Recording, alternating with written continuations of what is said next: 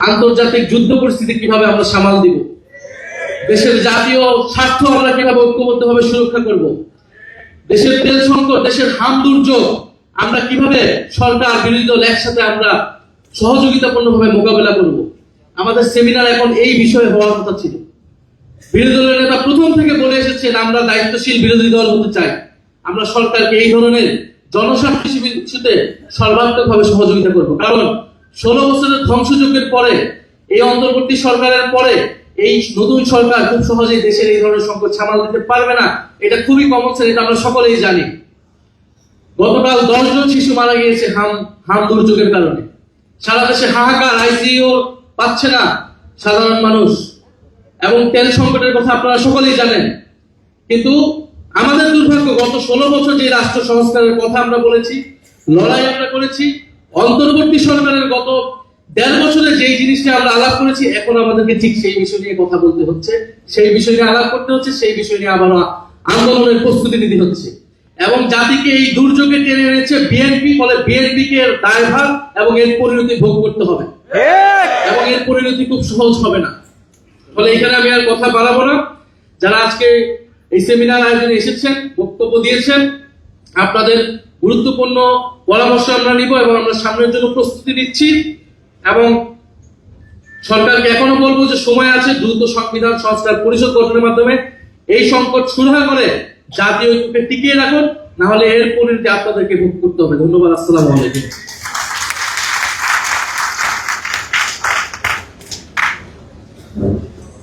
সম্মানিত সুধীমণ্ডলী, সম্মানিত গণমাধ্যম কর্মী এবং সম্মানিত অতিথিবৃন্দ, আজকের এই গুরুত্বপূর্ণ সেমিনারে এখন আপনাদের সামনে প্রধান অতিথির বক্তব্য পেশ করবেন বাংলাদেশ জামাত ইসলামের সম্মানিত আমির, জাতীয় সংসদের বিরোধী দলীয় নেতা জনাব ডাক্তার শফিকুর রহমান।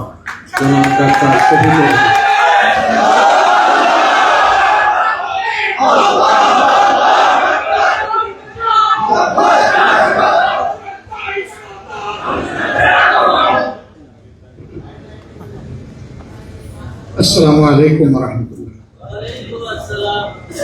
আরো জায়গা তোমরা আলহামদুলিল্লাহ, আসসালামু আলা রাসূলিল্লাহ। গণতন্ত্রের রায়ের বিরুদ্ধে সরকার, সংকটের মুখোমুখি বাংলাদেশ, এই প্রতিবাদের উপর আয়োজিত আজকের এই জাতীয় সেমিনারের সম্মানিত সভাপতি, বাংলাদেশ খেলাফত মজলিসের সম্মানিত আমির মজলিস আল্লামা মামুনুল হক, সংসদে বিরোধী দলীয় চিফ হুইপ এবং নাগরিক পার্টির আহ্বায়ক জনাব নাহিদ ইসলাম এমপি, এলডিপির সম্মানিত চেয়ারম্যান, বর্ষিয়ান রাজনীতিবিদ, এবং আমার ধারণা মতে বাংলাদেশের রাজনীতিতে সবচেয়ে সিনিয়র অভিজ্ঞ ব্যক্তি জনাব ডক্টর কর্নেল ওলি আহমদ বিক্রম, সংগ্রামী নির্যাতিত মজলুম সম্পাদক জনাব মাহমুদুর রহমান, নাগরিক সমাজের অন্যান্য গুরুত্বপূর্ণ ব্যক্তিবর্গ, মঞ্চে উপবিষ্ট শীর্ষ নেতৃবৃন্দ, সুধীমণ্ডলী, সাংবাদিক বন্ধুবান্ধব। একজন বক্তা এখানে বলেছিলেন যে সিদ্ধান্ত কোথার থেকে হয়, কে কথা বলে, কার পক্ষে কথা বলে, এগুলো তো কিছুই আমরা বুঝতে পারছি না। আমি জাস্ট একটা ছোট্ট গল্প আপনাদেরকে শোনাতে চাই। এখন যেভাবে এসি আছে, ফ্যান ঘুরে, এক সময় এরকম বিজলি বাতি জ্বলতো না, ফ্যান ঘুরতো না, এসি চলতো না। সেই সময়টা ছিল দড়ি টানা, মাথার উপরে লাল এবং সবুজ রঙের কাপড় দিয়ে এক ধরনের পাখা তৈরি করে বিভিন্ন অফিসে টানা হয়। এক বিচারক তিনি একটা হত্যা মামলার রায় দিতে গিয়ে বললেন, আসামির বিরুদ্ধে সন্দেহাতীত ভাবে মামলা প্রমাণিত হয়, তাকে মৃত্যুদণ্ড দেওয়া হলো। তখন তো আসামির পক্ষের মুখ কালো হয়ে আসছে। একটু সময় পরেই মাথা নেড়ে বললেন, আসামির বিরুদ্ধে সন্দেহাতীত ভাবে কোনো প্রমাণ পাওয়া যায়নি বলে তাকে মুক্তি দেওয়া হলো। কারণ একবার বলে যে মৃত্যুদণ্ড, আবার বলে মুক্তি, এরকম 3-4 বার বলার পরে পেশকার বললো, স্যার আপনি তো পরস্পর বিরোধী রায় বলেই যাচ্ছেন, আমি কি করবো, দোষটা কি আমার? সবসময় দেখি হয় লালটা নাচে, না হয় সবুজটা নাচে, আজকে দুইটা নাচে কেন? তার মানে ওই পিছন থেকে যে রশি দিয়ে টানাটানি করতেছে, মানে রশি পেস খেয়ে গেছে। আচ্ছা।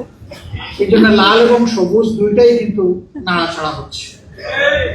আমাদের দেশে বিশেষ করে পার্লামেন্টে যাদের নাড়াছাড়া দেখেন, প্রশ্ন আসে কে দড়ি টানে? সেই দড়িটা কোথার থেকে টান দেওয়া হয়? জাতি বুঝে। আপনারা বুঝেন না? আজকে আলোচনা এখানে এসেছে যে ওই ঘুড়ির নাটাইটা কোথায়, ওখান থেকেই এটা নাড়াচাড়া করা হচ্ছে। এই জন্য অস্থিরতা। এক সময় গণভোট হারাম, আর এক সময় না, এটা অর্ধেক হারাম। এক সময় একই অর্ডারের গুস্ত হালাল, কিন্তু শুরুয়াটা জোলটা তার হারাম। আমরা এটা পার্লামেন্টেও বলেছি। হ্যাঁ, আপনারা দেখেছেন আমাদের কণ্ঠ দমিয়ে দেওয়ার চেষ্টা করা হয়েছে, আমরাও সমানতালে চালিয়েছি। আলহামদুলিল্লাহ, সুযোগ পাই না পাই আমরা কণ্ঠ বন্ধ করিনি, কারণ জনগণ আমাদেরকে তো তাদের অধিকারের পক্ষে কথা বলতে সেখানে পাঠিয়েছে। মুখ বন্ধ করে, আমাকে বিশেষ করে মুখ বন্ধ করে সুপার গ্লু দিয়ে ওখানে বসার জন্য জনগণ আমাকে পাঠায়।